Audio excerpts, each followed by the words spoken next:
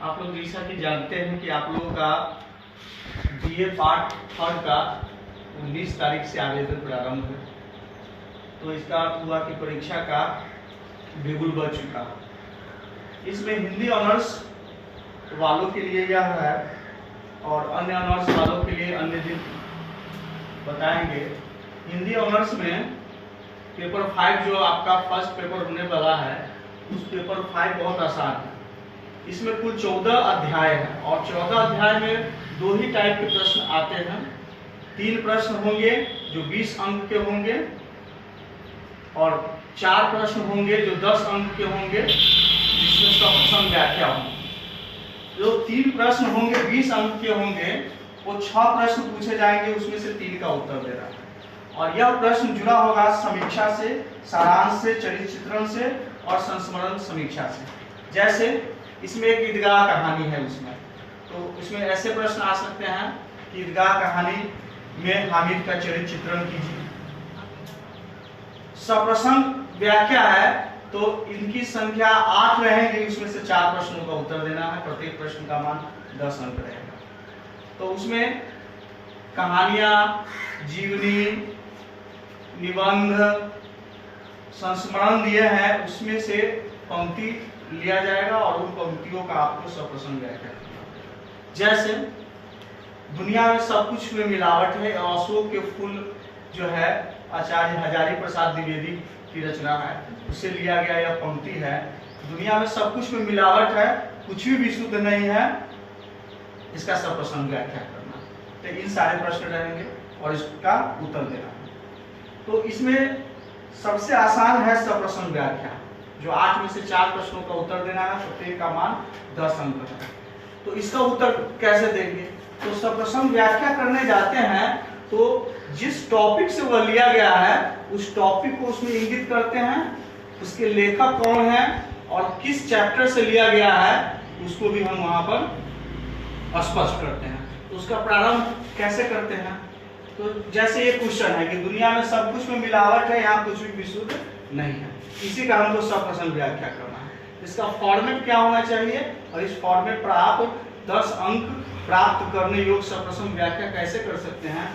तो इसका जैसे लिखना होगा, चाहे किसी का भी सप्रश्न व्याख्या करना होगा तो उसका फॉर्मेट जो होगा, प्रारूप जो होगा, वह इस तरह होगा कि प्रस्तुत पंक्ति डॉट डॉट द्वारा रचित डॉट डॉट शीर्षक पाठ से लिया गया। अब यहाँ पर पाठ मैं इसलिए लिखूंगा क्योंकि अगर आप कंफर्म है कि वह निबंध से लिया गया है तो आप शीर्षक निबंध से लिया गया है, निबंध लिख सकते हैं। कहानी से लिया गया तो कहानी से लिख सकते हैं। संस्मरण से लिया गया है तो संस्मरण से लिख सकते हैं। लेकिन इस सब के लफड़े में न पड़ते हुए डायरेक्ट आप पाठ लिख दीजिए, ये ज्यादा बेटर रहेगा।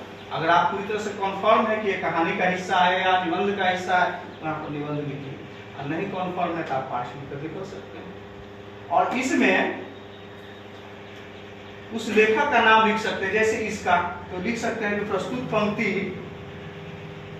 आचार्य हजारी प्रसाद द्विवेदी द्वारा रचित अशोक के फूल शीर्षक निबंध से, ऐसा लिख सकते हैं।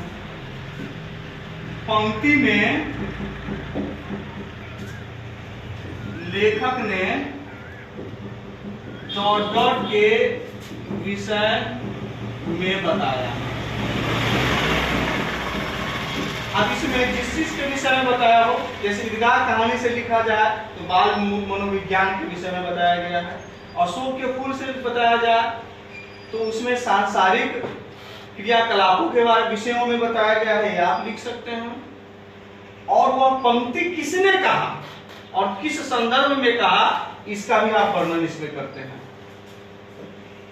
दी गई पंक्ति चाहे प्रस्तुत पंक्ति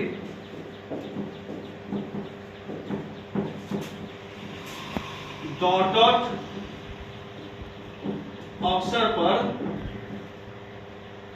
उद्धृत, अब वो इन अवसरों पर उद्धृत है जिसने कहा है तो उसका भी नाम लिख सकते हैं। जैसे ईदगाह कहानी पर आप कह सकते हैं कि हाँ कि चिमटा को देखकर मेरी दादी कितनी खुश होगी, बहुत सारी दुआएं देगी। इस पंक्ति का अगर आपको करना होगा तो लिख सकते हैं कि प्रस्तुत पंक्ति प्रेमचंद द्वारा रचित इतिहास शीर्षक कहानी से लिया गया है। पंक्ति में लेखक ने बाल मनोविज्ञान के विषय में बताया है। प्रस्तुत पंक्ति में मेला के अवसर पर ईदगाह कहानी का जो नायक है वह हामिद ने दादी के चिमटा खरीदते वक्त कहा है कि चिमटा खरीदने के उपरांत उनकी दादी बहुत प्रसन्न हो गया, ऐसा लिख सकते हैं। तो इस प्रकार से आप उसके बाद ना आप उसका एक्सप्लेनेशन विस्तारण करते रहे कि हाँ इससे ये भाव स्पष्ट होता है। पंक्ति अगर दिए हैं तो उसमें सांसारिक विषयों के बारे में स्पष्ट किया गया है कि संसार में कोई भी चीज विशुद्ध तो है ही नहीं, क्योंकि कुछ खामियां हर चीजों में है, दोष हर चीजों में है। जो दोष रहित है वह अलौकिक है, लौकिक नहीं है। लौकिक चीज वही है जिसमें कुछ न कुछ दोष होता ही है, और जो दोष रहित है वह अलौकिक है। इत्यादि बातें आप लिखकर और सप्रश्न व्याख्या करके और 40 अंक आप प्राप्त कर सकते हो गया।